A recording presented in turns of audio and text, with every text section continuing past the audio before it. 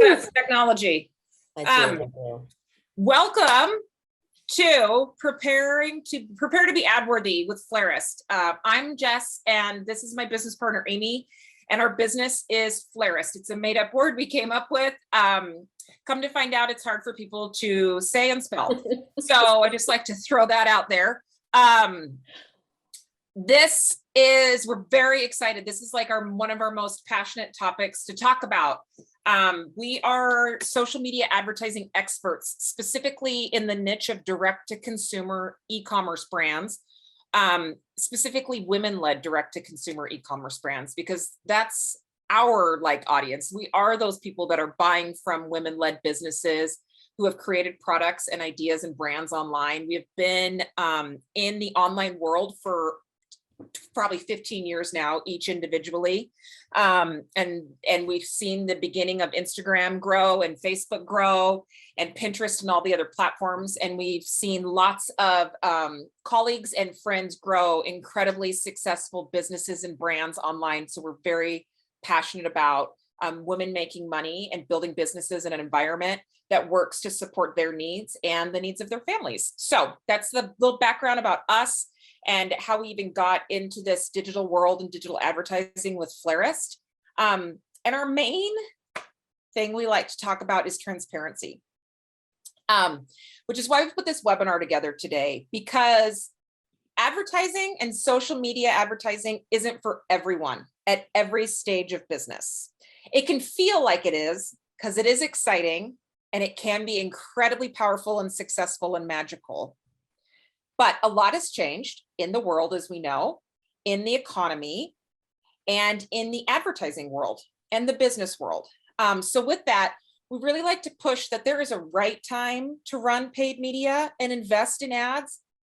And then there's a lot of wrong times. And that doesn't mean it's bad. It just means that there are a lot of priorities and steps to take that are necessary before you get to the point where it's time to invest in advertising. And we like to be really transparent about that. So we don't personally choose to work with every type of business owner and brand.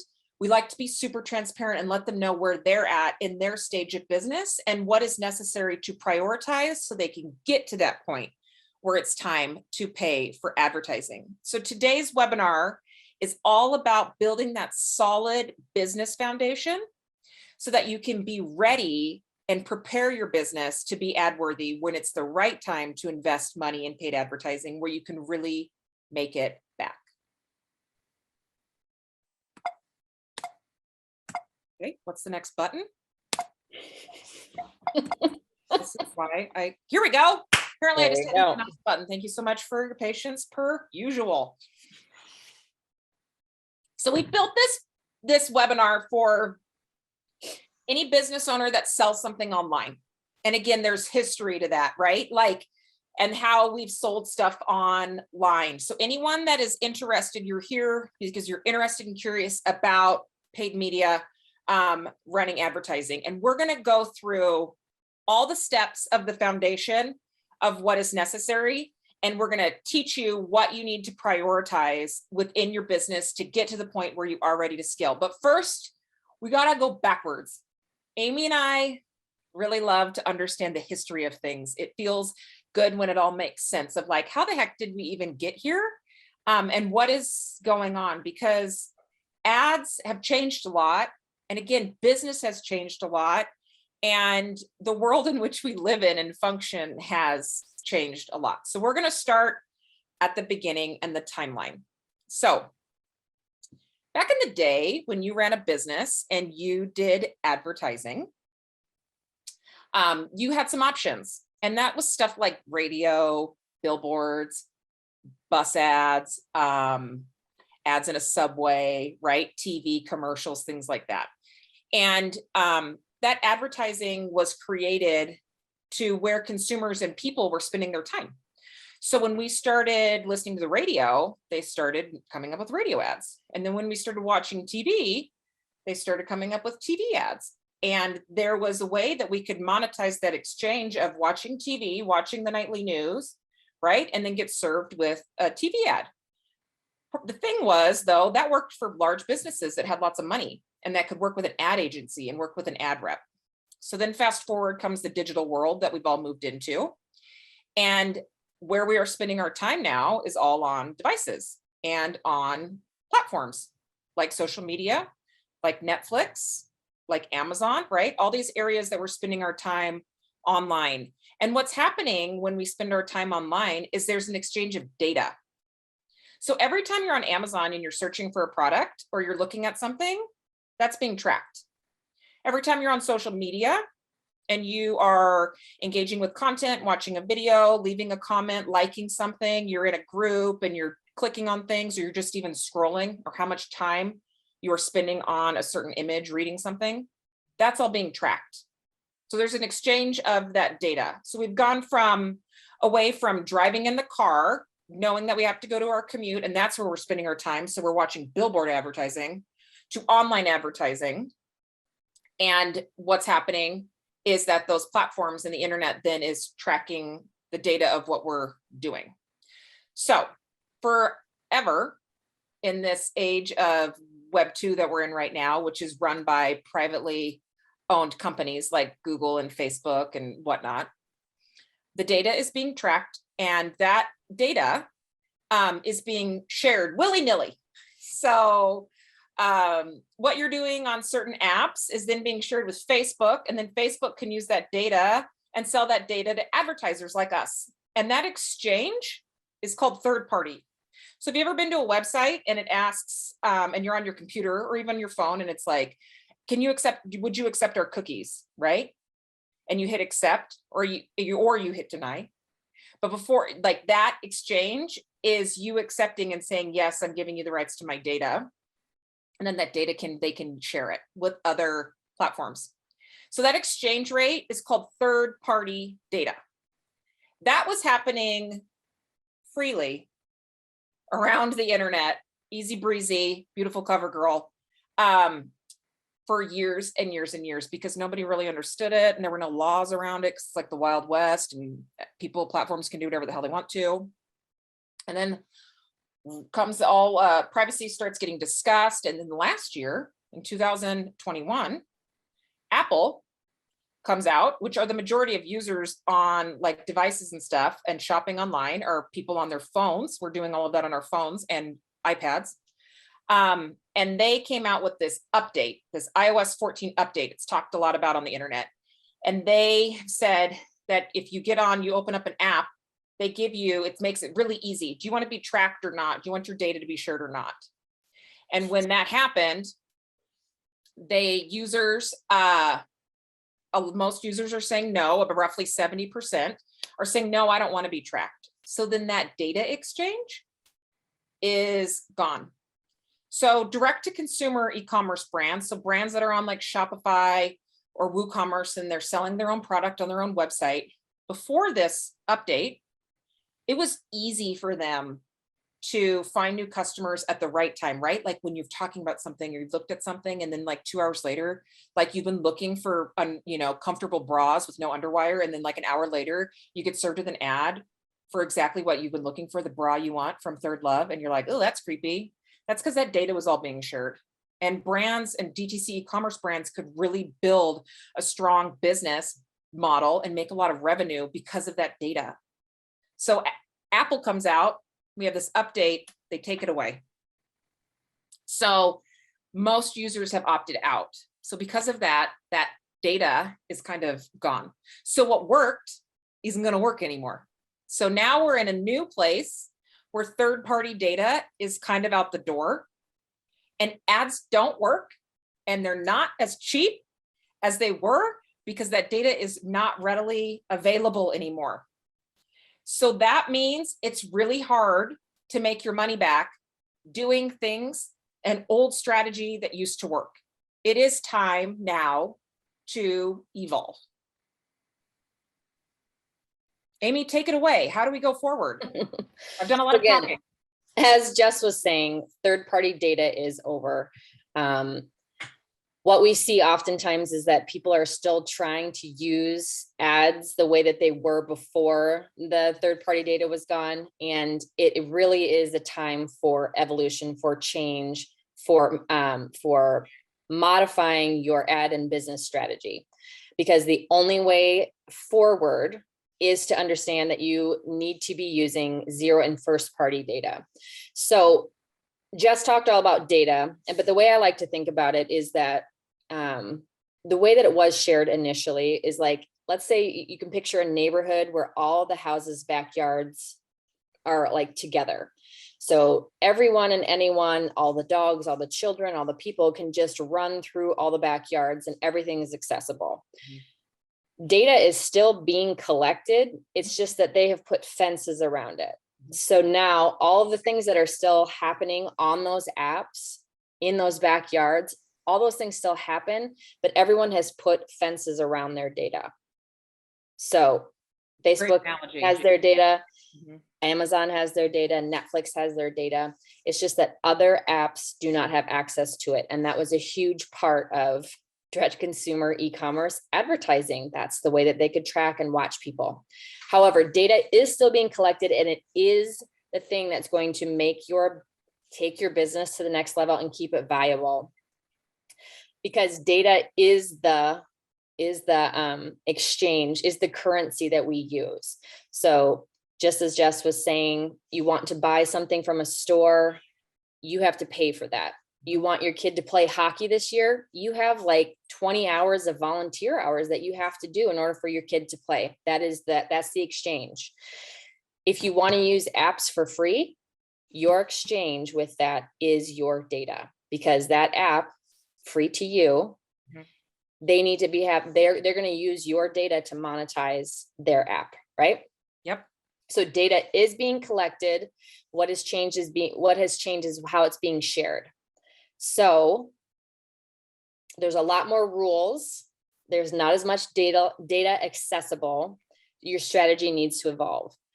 Instead of leaning on and hoping that you have that third-party data to use, you need to be collecting your zero and first party data. Because that way, when you have own your own data, if there's an algorithm change, if there's a privacy update, you still own and can use and leverage that data that you have. So what we're seeing is the biggest change is a change and move from just doing new customer acquisition. So again, going back to the way that third-party data was used, is that it was very simple to convert a new person who had no idea or any idea about your brand to buy a product from you, because that data was there. You were meeting them at the spot, at the place that they're ready to buy, because they'd already Googled it. They knew the system, the data knew what they were doing, and then they were served this ad right when they were ready to do that. That doesn't exist anymore. And so trying to get a new customers repeatedly in order to get them to buy that product is no longer viable. It does not work. So in the new part of that is now what we call the 4 pillars of building revenue. New customer acquisition is always going to be a part of what you're doing, because you always have to have I call it new lifeblood to your funnel, because you can't keep hitting the same people over and over again. You need to be always bringing people into your funnel. But the next part is that you need to continue to serve the people that have purchased from you before. This is customer retention, because it's not just a one and done anymore. That's way too expensive to get people to do that, because again, of that data loss. So you need to be focused again on your customers that you've had before and how to get them to continue to engage with your brand. Customer loyalty. And these are super fans. These are the people that will continue to purchase from you. I've seen a statistic that said that a customer is more likely to purchase from you a 6th time than the first time, if that tells you anything. So the idea of thinking that a person that's bought from you 6 times is a lot more valuable than that person that might buy that first time, right?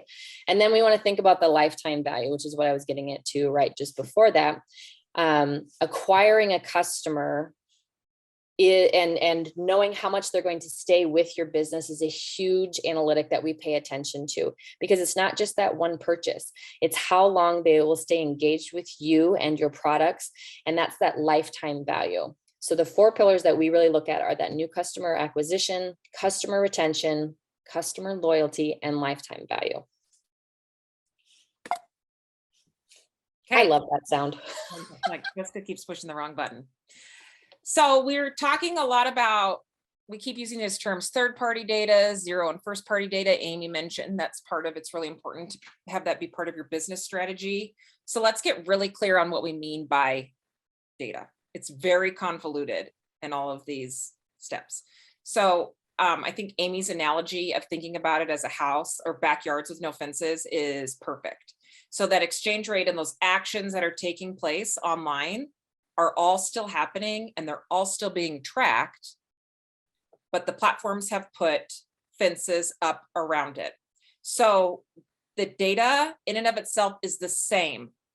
What you're doing, the actions that are happening, it's still the same, but the terminology for zero, first, second, or third party data is just like the level of fencing.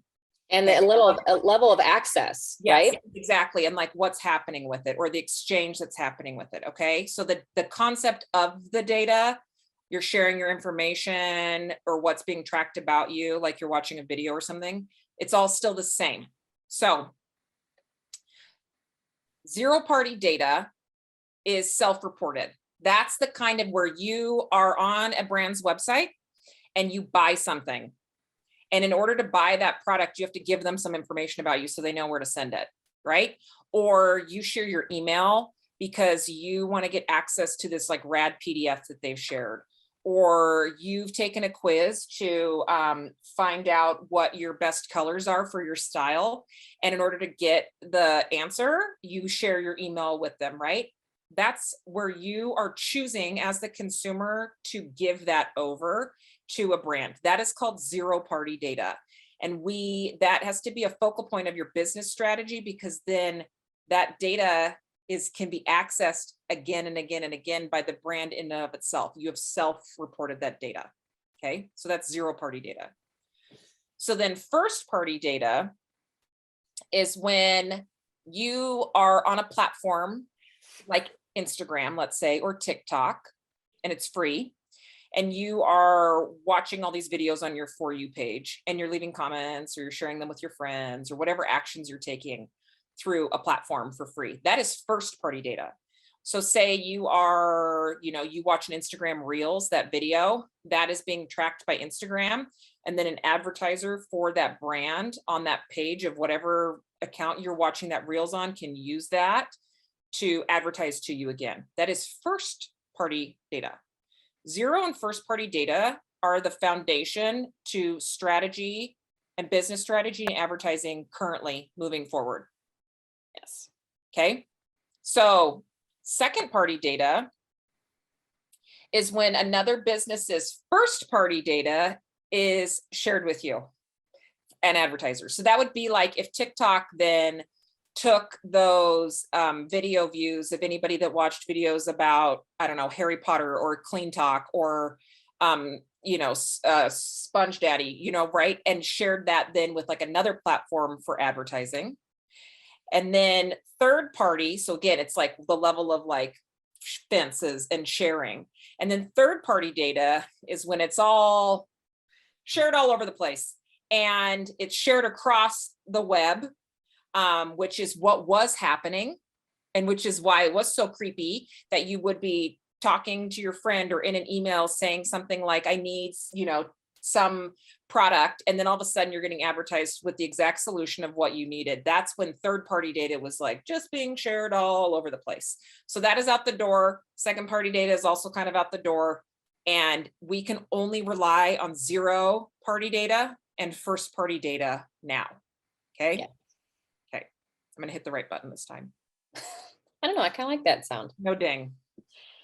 All right. So we're going to get into the 4 pillars of profitable revenue as we see it now in this digital ecosystem. And it's new customer growth. So again, it's not as though getting new customers should not be a part of your strategy. It is definitely one of those foundational pieces for all businesses. In order for your business to grow, you have to continue to have new people learn and love your business. So you do have to fill your funnel all the time, 24/7. Now, when I was thinking about this the other day, there's like, this is a beautiful funnel, and this is the way we picture when we're doing advertising, but there are really funnels inside of funnels inside of funnels. So this is like new customer funnel. And this has, as you see, about 5 levels, because again, it's not just see the ad, buy the thing.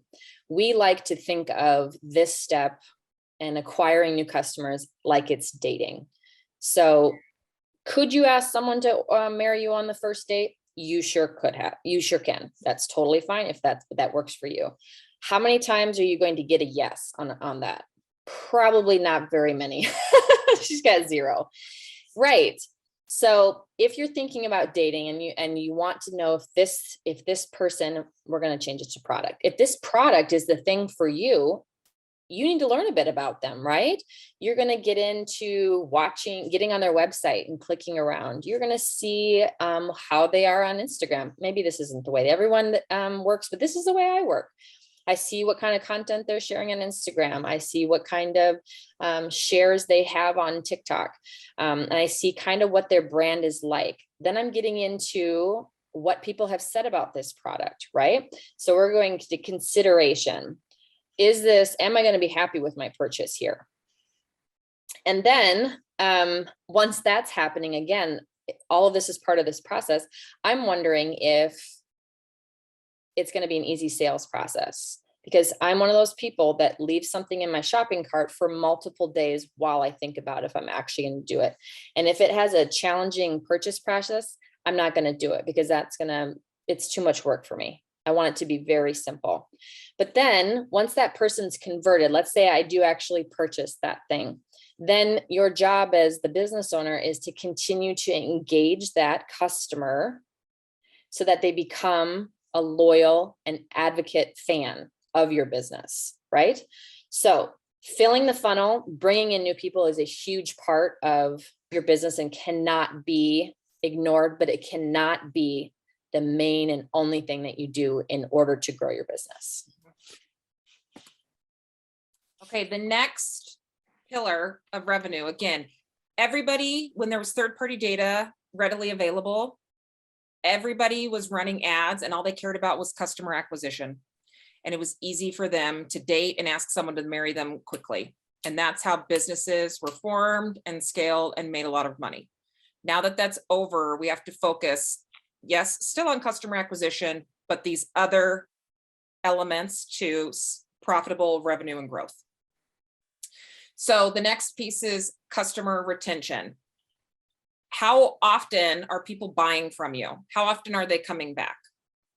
So these people are your lowest hanging fruit. It is easier to sell somebody again if they've already purchased from you, because they've already considered you, they've already become aware of you, they already know who you are, they already probably trust you a little bit, right? It's a lot easier instead of doing it cold turkey every single time.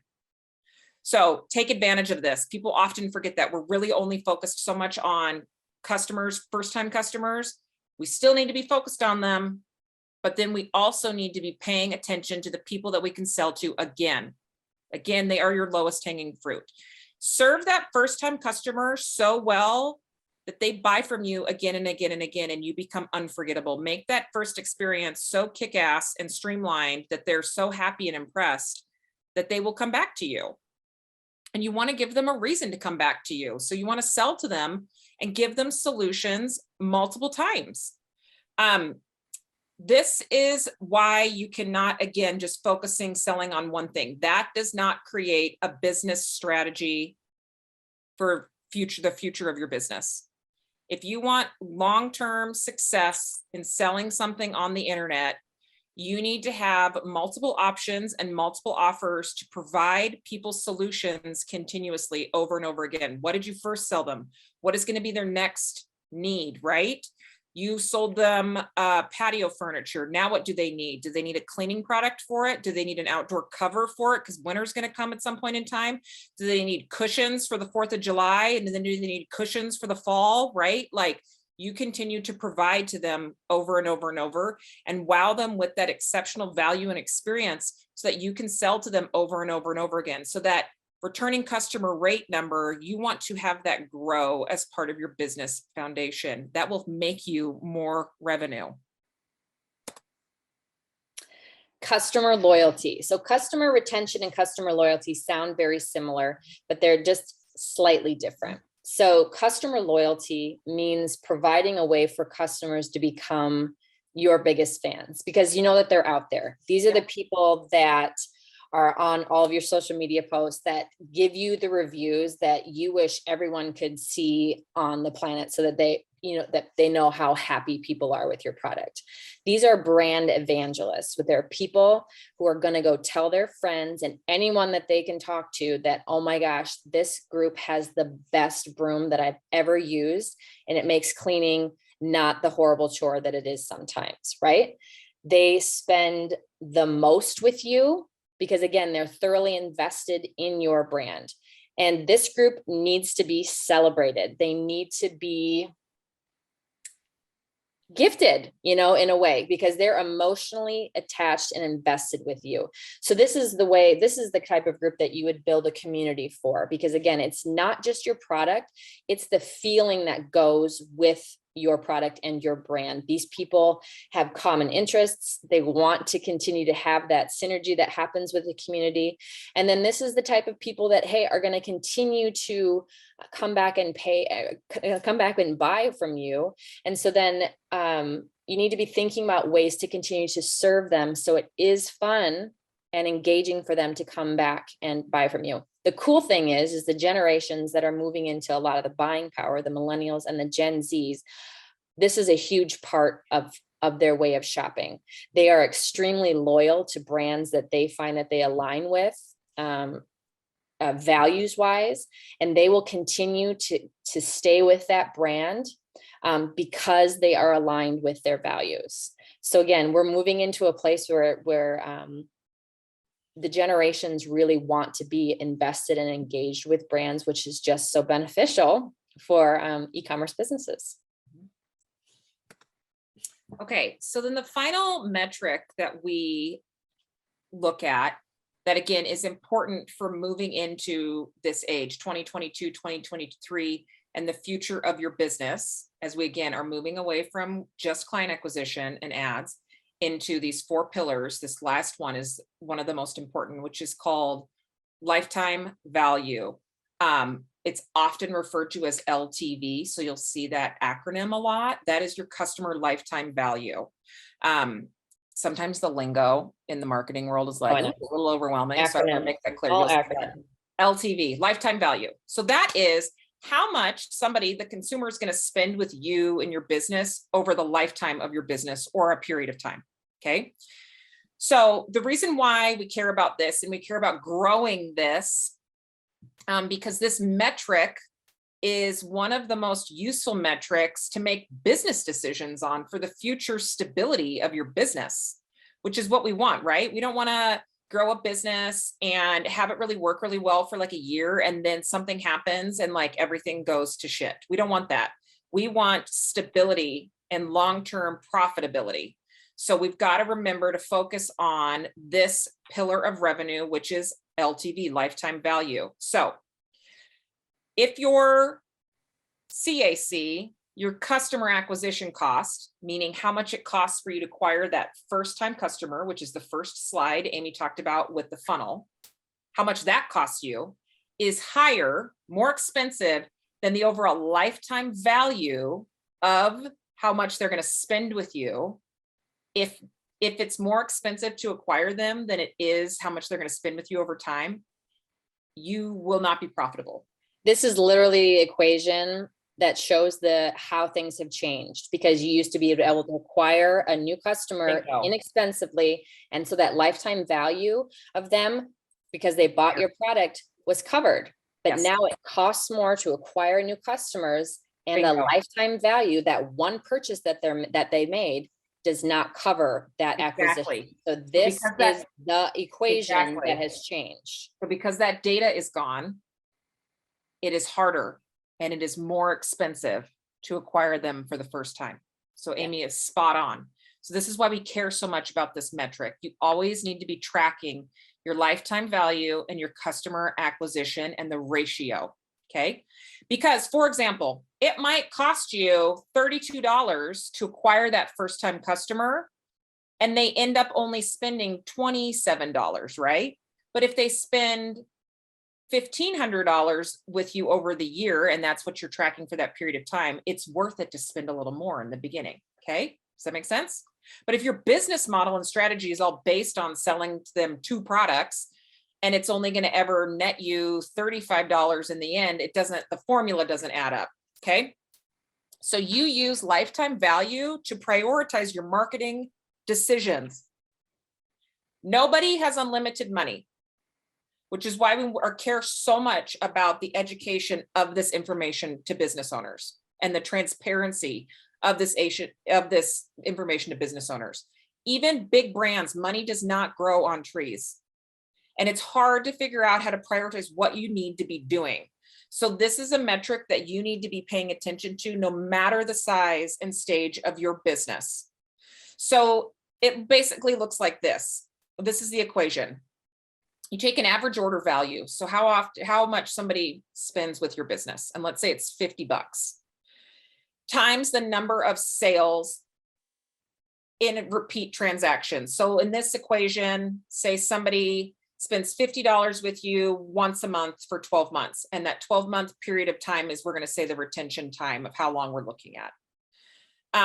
Over like 5 years, that would give you $3,000 is your lifetime value.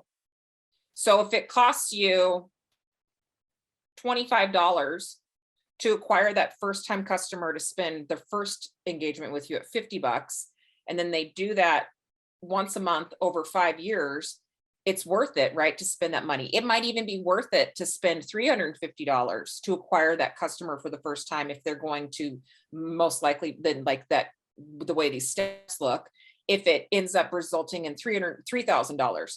See how that metric is really important to understanding how much you would spend on acquiring that first time customer versus how much money you'd gain overall of the lifetime value of that customer. And this is really important. And this is why, and it helps to understand why ads are not for every business at every stage. If you are a brand new business and you're going out trying to acquire new customers, and it costs you $150 per new customer, but your lifetime value is only $90, right? It doesn't make sense. You're not at the right stage of business, because everything comes back to budget and money, and nobody has unlimited funding. Again, wrong button. You need one that's like, uh-oh. I know.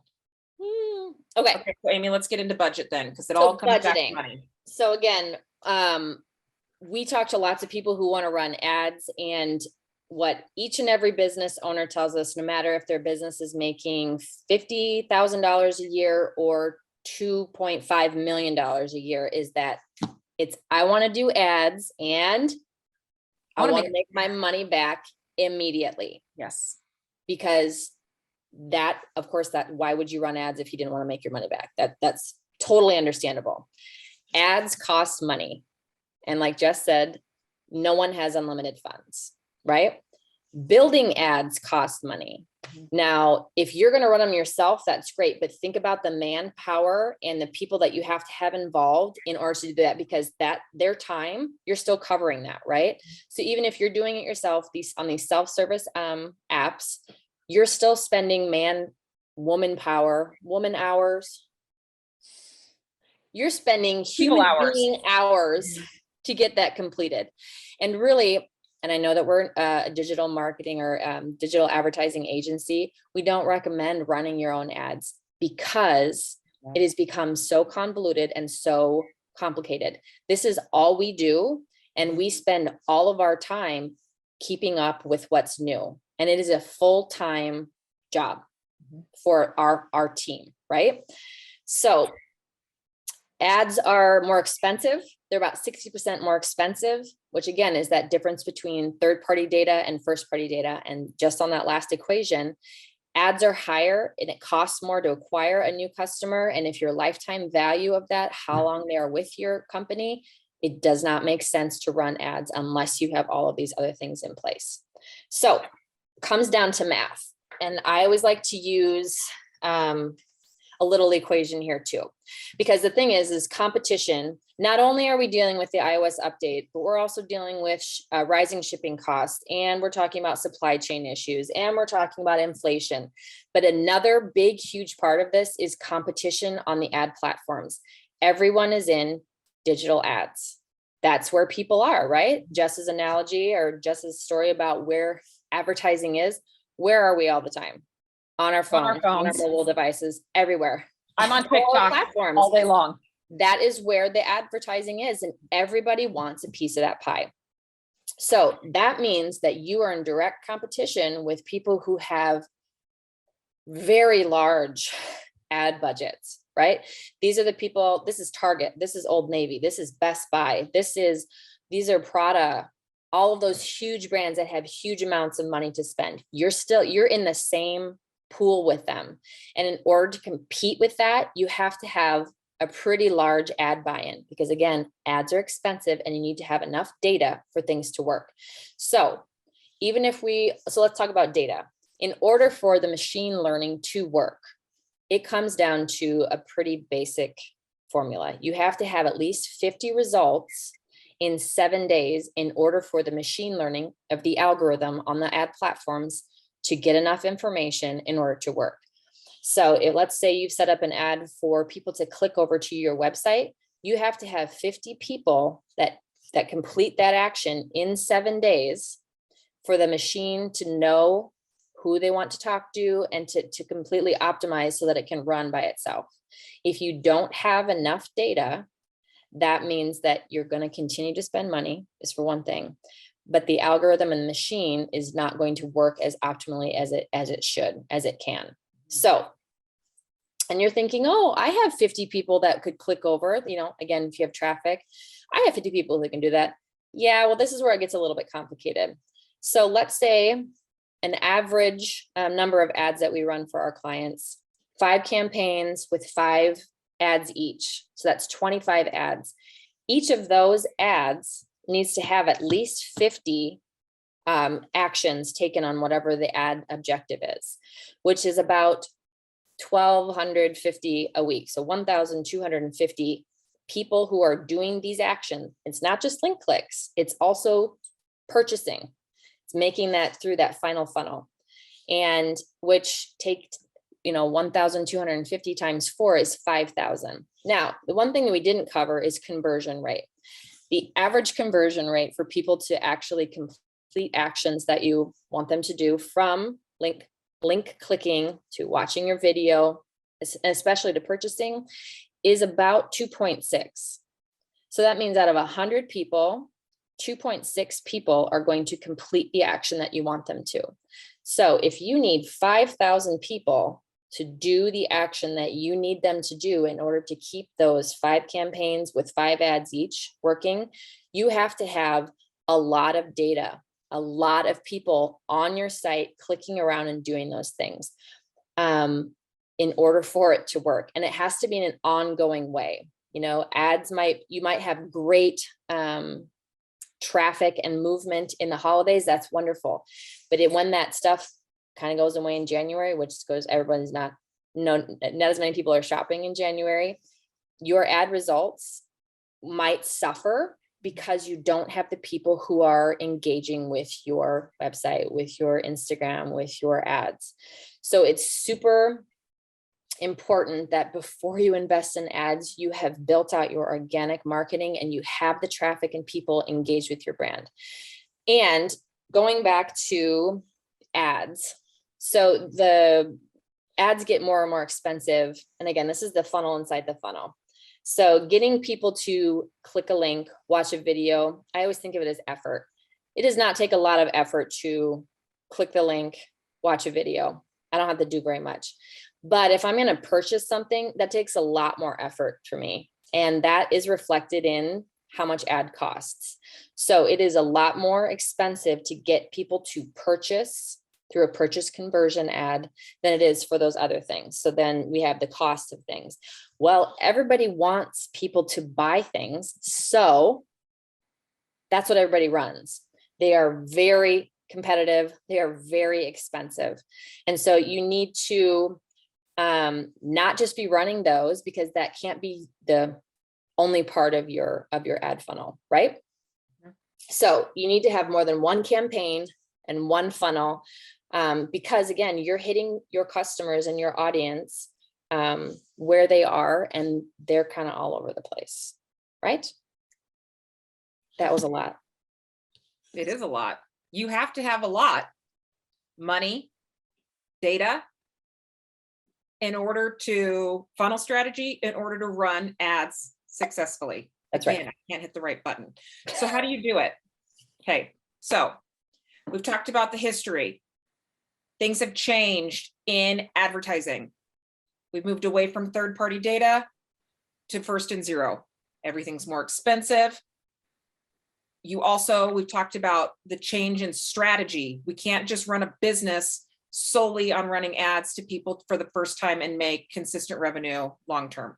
We have to focus on these 4 pillars: client acquisition, retention rate, how often they're coming back to buy, loyalty, and lifetime value. So the strategy in your business has to change.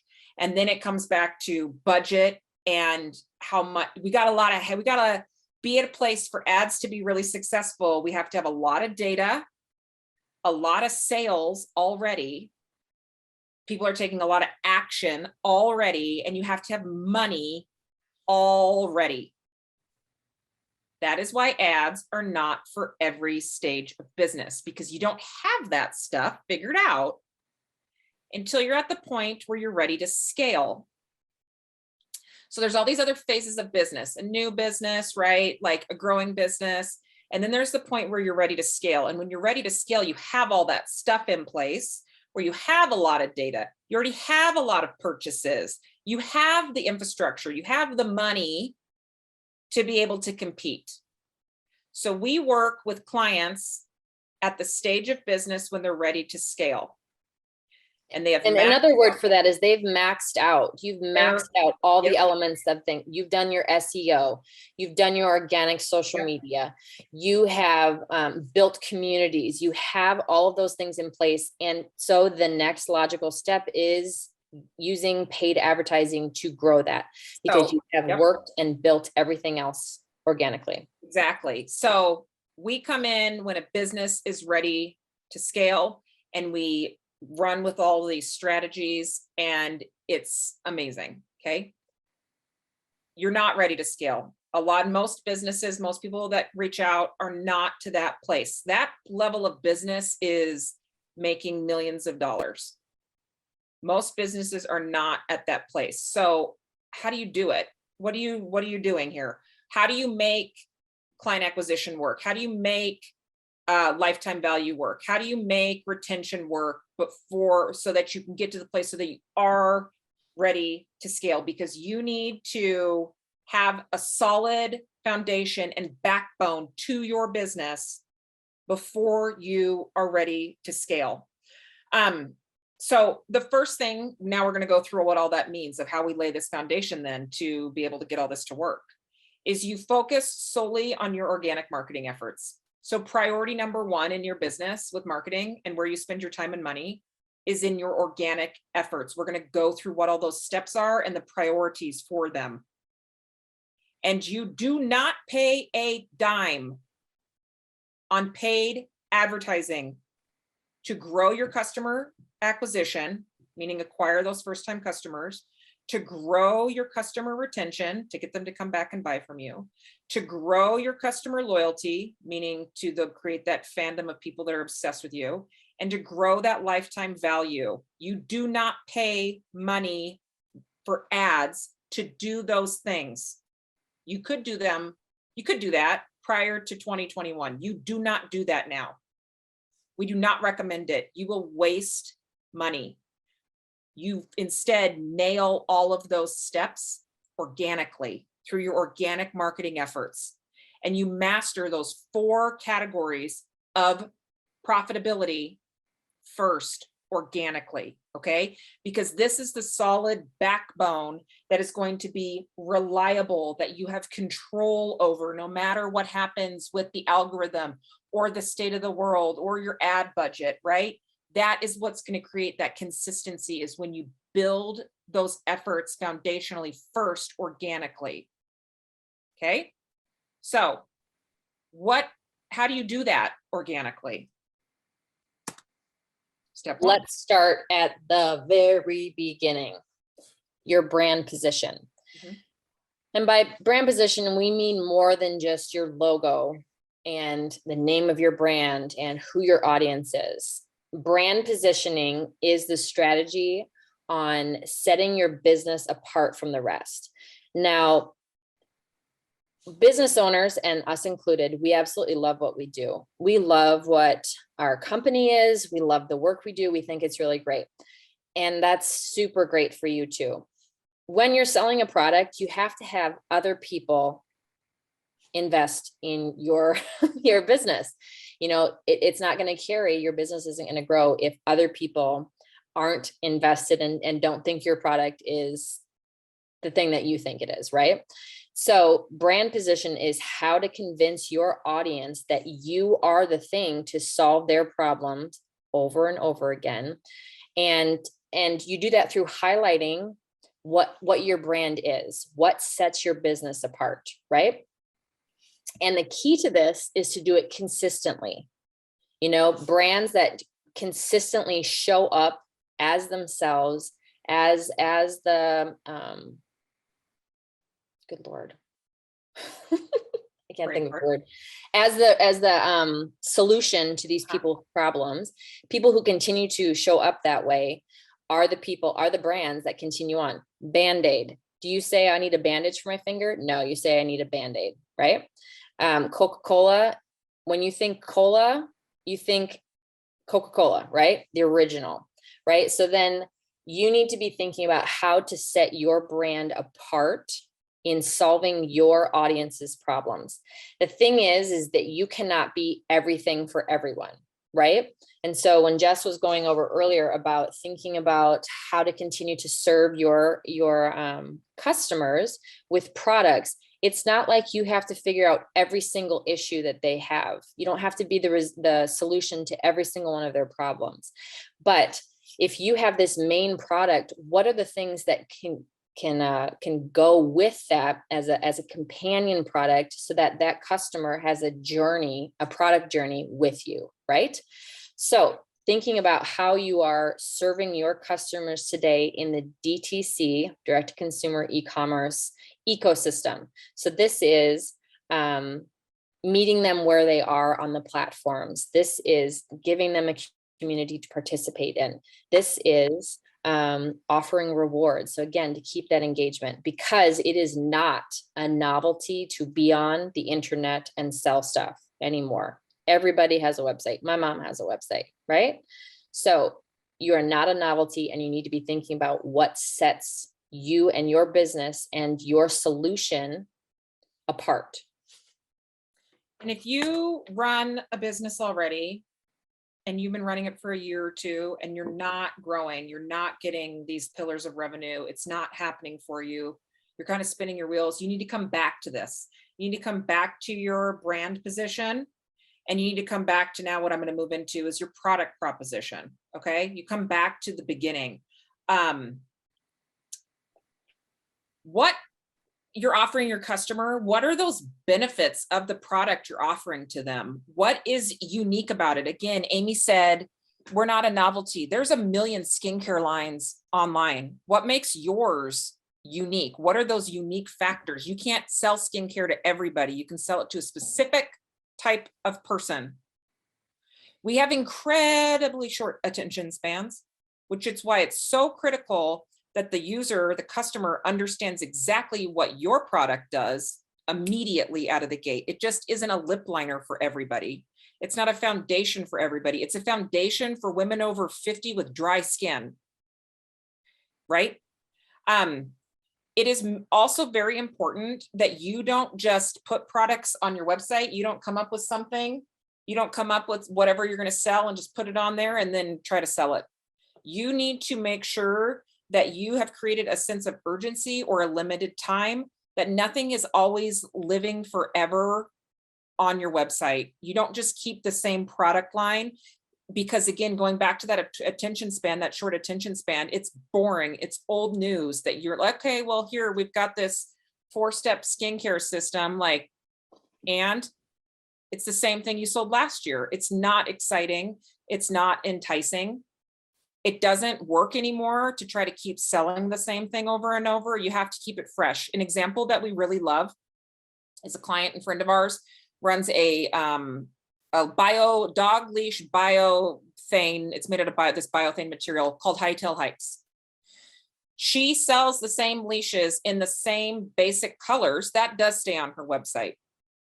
But then she's constantly refreshing with specialty limited edition colors for certain styles or certain hardwares that are limited edition. They're specialty for a season. This combination is only available for Valentine's Day, right?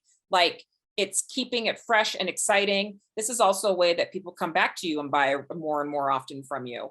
And if your products are not naturally selling organically already, you need to come back to this and work on your product proposition. You cannot try to make it work with advertising. Again, why can't I press the right button? All right. Your website is your storefront, right? This is where people come to shop with you. And so your website, which is your storefront, is super important, obviously, in building the foundation of your business. And then when we get into the e-commerce portion of things, that is where the purchase process happens, right? So we've got the website and we've got the e-commerce portion, which is people getting through your buying process. So again, as we said, it is not a novelty to be on the internet, and users are savvy. I mean, my children are able to move around the internet with ease, right? It needs to be, the experience that people have on your website needs to be the best. Our attention span is short. If something feels or is working janky, we're like, well, that's obviously a corrupted site, right? I have those feelings. I know everybody else does too, right? So you need to make sure that their experience on your website and in your sales funnel or sales process is responsive and functions seamlessly, especially on the phone. I know that for most of our clients, a lot of their traffic and a lot of their purchasers are on mobile devices. So again, if your website is not mobile optimized, that is going to irk your customers and they are not going to purchase from you. It also needs to be fast. If it's not loaded, I actually do this thing where if it doesn't load in 3 seconds, because I want to give people a second chance, I count to 5. And then if it hasn't loaded by then, I'm done and I don't come back. People, we are moving 1,000,000 miles a minute everywhere we are, and your website has to be fast. It also needs to be really, really easy for people to shop.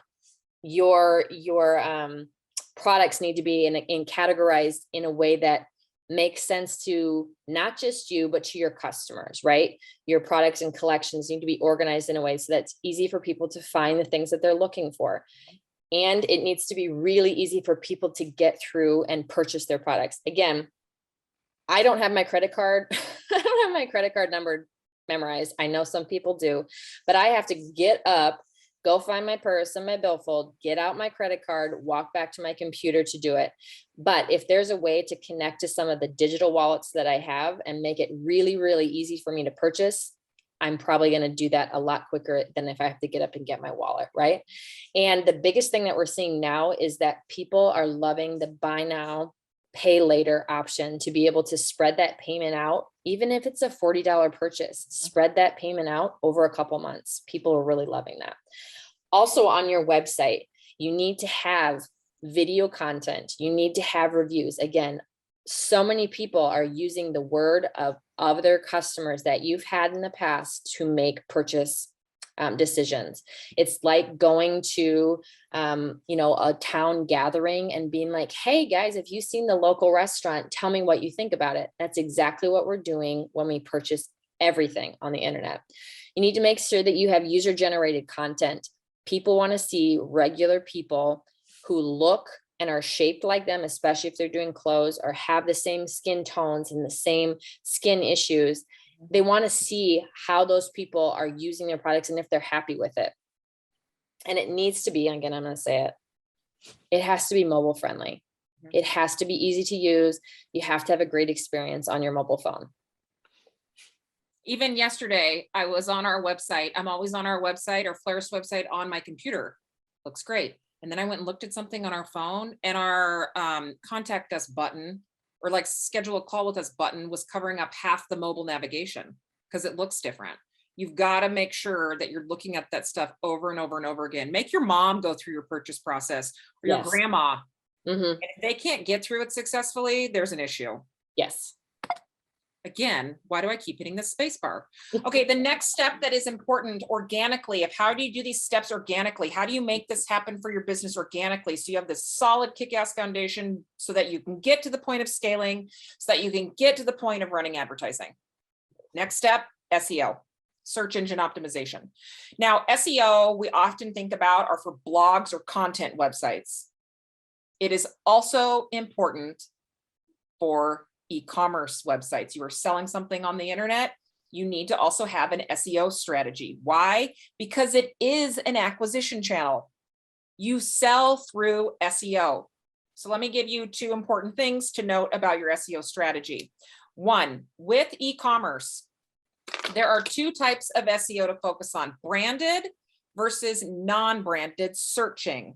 So branded is when I am going and typing in Jones Road Foundation. That's Bobbi Brown's new foundation line for women of a certain age. Okay, I'm not a spring chicken. And that's when I'm typing in the brand, the name of the product, the name of the brand.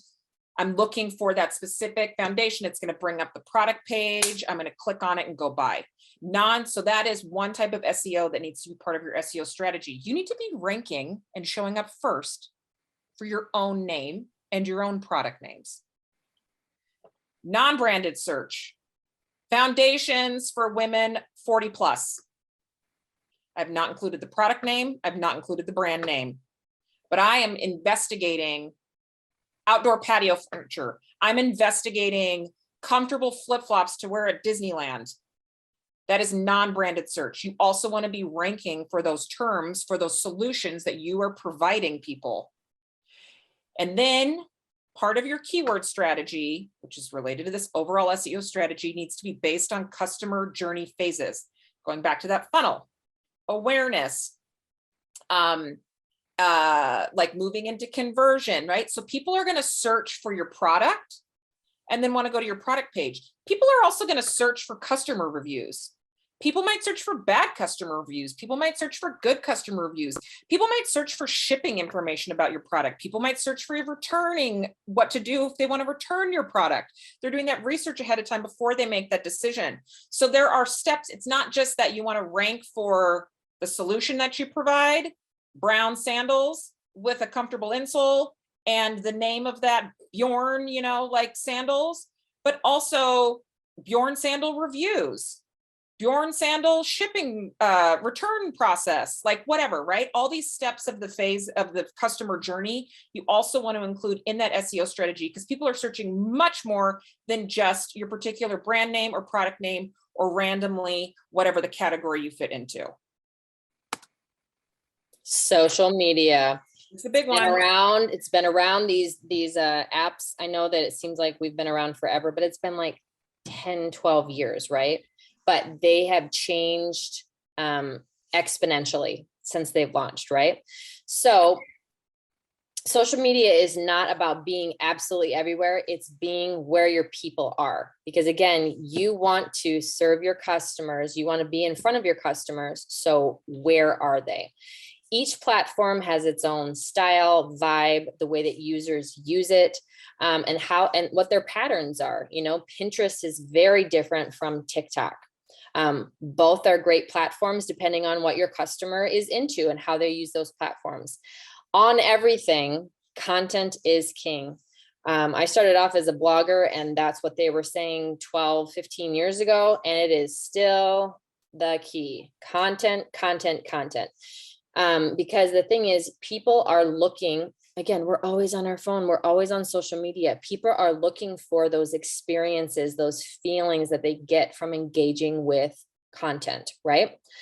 And what we do need to let go of is an attachment to a certain buying cycle. People, and I mean, self included, it was like, I'm going to post this thing. People are going to follow what I do and follow my link, and they're going to do the thing that I want them to do. But that's not the way that it happens. So think of social media as a way of like filling your bucket of data, right? So it might not be the number one way that you get the social media. It might not be the number one way you make money or the way that you convert customers. But if you're collecting data and you're learning more about your customers and your audience, that's going to be beneficial for you in the long run, because again, you're building that foundation of engaged people with your brand.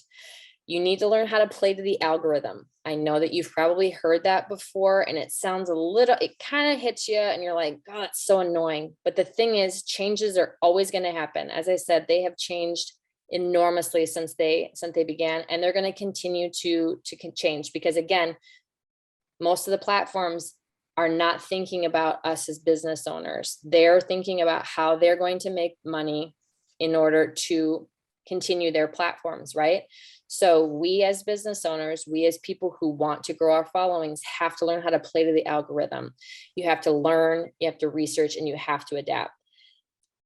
And we grouse about all of them privately also, but you just have to keep evolving, because you have absolutely no control over what happens. And the only thing you can do is to react and adapt and evolve, right?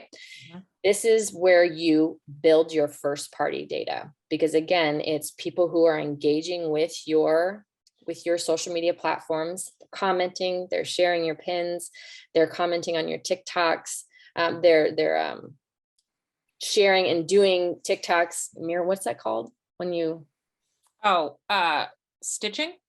Yes, they're stitching your TikToks. Again, that's part of building the engagement and community that loves your brand. Okay. The next mission critical step and priority for building this solid foundation so that you can get to the place where you're ready to scale is email and SMS. So the main important piece to email and SMS is that's how you're building that zero party data. So SMS is texting, obviously people giving their phone number, which is a newer way of staying in touch with people. Email is still mission critical. They are both important. We recommend figuring out how to do both. And a lot of providers, platforms that you already run your email are also going to start offering, if they haven't already, SMS. We recommend both. Because again, it's about meeting the user where they're at. Some people, I am much more likely to see a text message, an SMS message on my phone from a brand with an offer that I'm then going to take advantage of than I am going to see it in an email and then take advantage of it. But that's just me. That's not everybody. So you've got to meet people where they're at, okay? Which is why we think it's important to do both. Again, you're building that first and zero party data. But email and SMS is much more than just what is referred to as broadcasting, which is when you just send an email out to everybody on your list, which is how we did it for a long time. It is about having strategy and bringing the user in and then reconnecting with them, re-engaging with them, and reselling them. This is when retention and loyalty and lifetime value really come at place, when you have a strong email strategy. Let me give you an example. You sell shoes, and the client acquisition, the first thing they come in for the first time is they buy a shoe from you. And then you get their email, because that's part of the process of you selling them something. They have to give you that data, where to ship it, what their email is. And then you send them a, confirmation of when it's coming. And then you send them a welcome email after that with a special message from the founder of the shoe. We hope you love your shoes. If you have any questions about your shoes, contact us, let us know. We've made them this way for these reasons, et cetera, et cetera. So then they get the shoes, they seem to be happy with them. And 7 days later, hey, did you know that we have these performance socks? And we even have a subscription for the performance socks. And every month you can get a new pair of socks for $6.99 that has some funny phrase, because maybe that's part of your whole brand messaging, right? And that sign up for the subscription to get the new socks that go with the shoes every month. And this person's like, well, holy shit, I want non-sweaty feet. This is part of what I want. I like the funny message on this. This is all part of the brand. This is my jam. I'm going to sign up for that, right? You build in, that's how you build in this retention, this loyalty, this lifetime value into your process using email. So sure, we're going to still send people messages that it's Mother's Day and we're running a 10% off coupon, but we also want to continue to meet them where they're at and resell to them with great solutions that provide a great product experience that continue to meet their needs. And that can successfully be done organically through email. Okay. And investing in, you need to invest in these platforms. It's also a CRM, this is where you keep all of this data and house all of this data that you can do something with it. So you're collecting their information, obviously through your e-commerce provider like Shopify, but then you need to store that somewhere and be able to do something with it and be able to do something in email and SMS. And that is a CRM platform. Our favorite is Klaviyo. If you are in Shopify, which is one of our favorite e-commerce websites, our favorite CRM and email and SMS combination platform is Klaviyo. It is expensive. It is necessary. You can also use other platforms and they're going to cost you money, but this is an important piece, a very, very, very important piece to your foundation that is necessary to grow your business, grow your revenue, have this in place before you even touch paid advertising.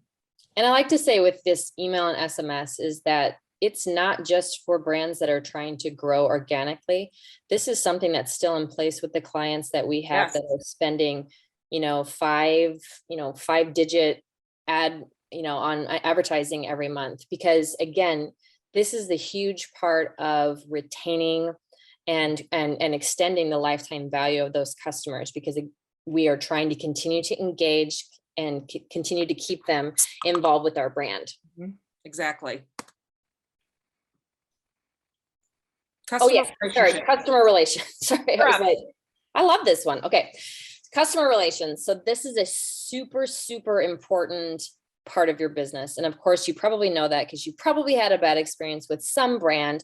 And I know that I've gone into there and I'm kind of mad, but then the customer service has been just the best, the most prompt. And you know what? I'm like, everybody makes mistakes. I'm not going to hold this against the brand.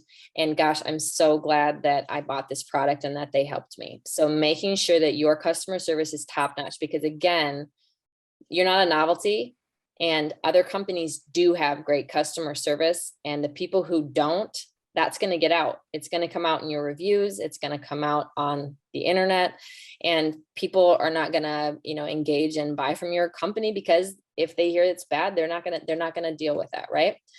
And then your other part of this customer relations is building in that loyalty or rewards program. And so the way this looks is like Old Navy Super Cash or Kohl's Cash or airline miles, right? You get a reward for your purchase. A couple of subscriptions that I'm a part of, I noticed that in the email, it's like, you have this many points, or like every third purchase I get a free gift. I didn't even know that was part of it when I signed up for it, but hot damn, it's fun to get a free gift with the thing that I'm buying, right? And people are looking for that fun, that element of gamification, which, is like that spinning wheel where you can get a % off, because we all like a little bit of fun in our life, right? So you need to make sure that you're building in that fun for people, because it's that little bit that's going to set you apart from other brands. And that little sparkle, that little bit of magic to keep people, that you're at top of mind for them, right?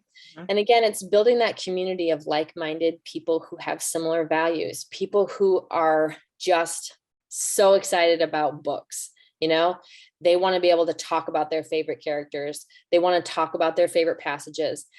People want to be able to share that feeling and that experience with other people. And so providing a community for your customers and your audience to do that is just going to make them more solidly super fans for you.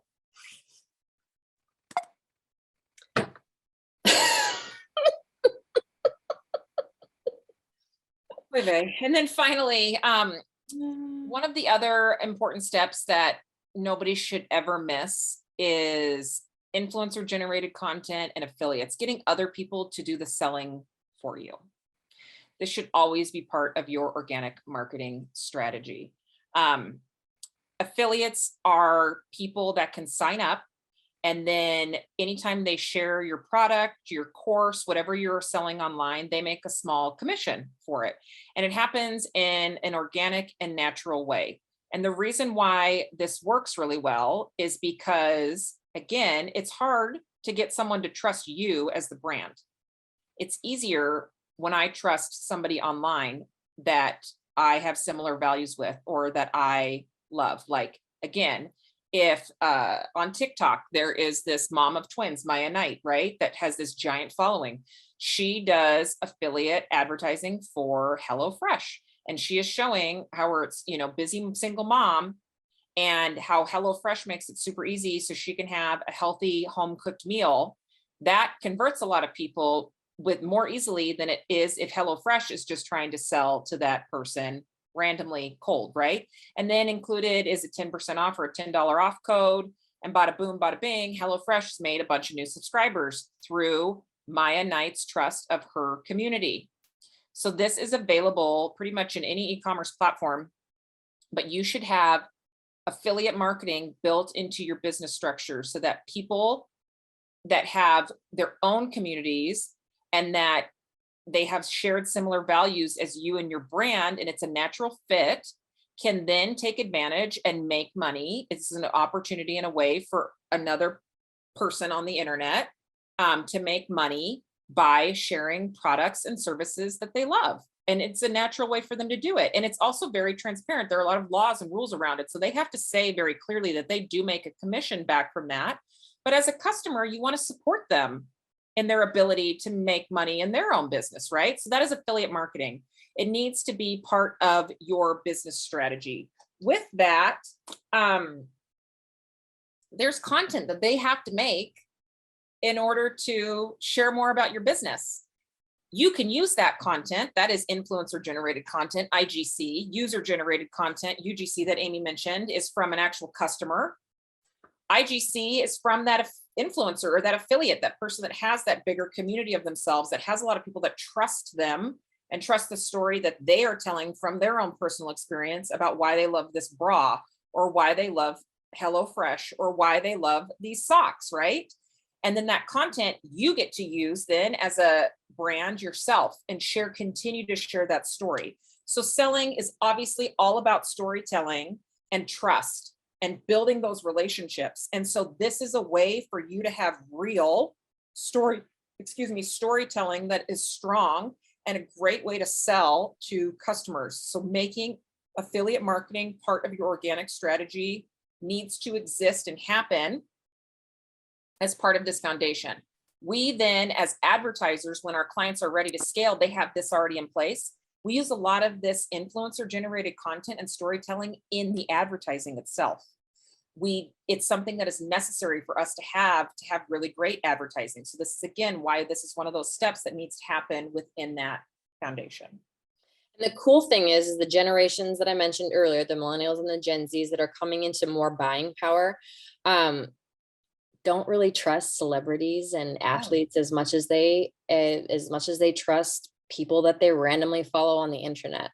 So again, what we're seeing, the trends here is that people trust and want to engage and are more apt to buy from ads and from content of people that they trust on the internet, not from big celebrities that they know have been paid a lot of money to say that, but from ordinary people that love those products. So again, a huge part of building that foundation for your business. Okay, now what, Amy? Now what? So we have gone through a lot of things, and we're sorry. It is a lot of stuff, but this is the truth. This is the way that the ecosystem is now. This is the way that the systems are set up. These are all the things that you need to have in place in order for you to be able to make your money back when you invest in ads.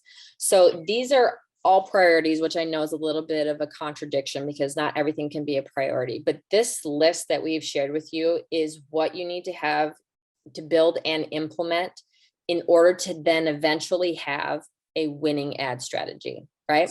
So even if you never get to the point of ads, even if ads are like, you think about them, you know that you don't have the revenue for them, understand that all of these things are a winning business strategy, even if you don't get to the ads for another year or two.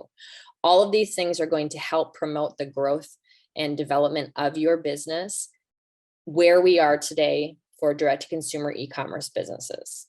Okay. Yep. And again, if you have all these things and you get to the point of being able to afford ads, it's going to make your ad results so much better. You have the content, you have the data, you have the audience, you have the zero and first party data, you have the email sequences, you have the SMS, you have all of those things. The All of those SEO, things, right? SEO, you've got all of those The things that website. are already, yes, that are already functioning. And so when you put the little cherry on top, which is what we think of for digital advertising, it is going to make that beautiful ice cream sundae that you have built work perfectly, Yes. right? Because you have everything that it needs in order to function properly and efficiently and profitably. But if you're missing the ice cream, Yeah, you don't get the sundae. that's right. That's right.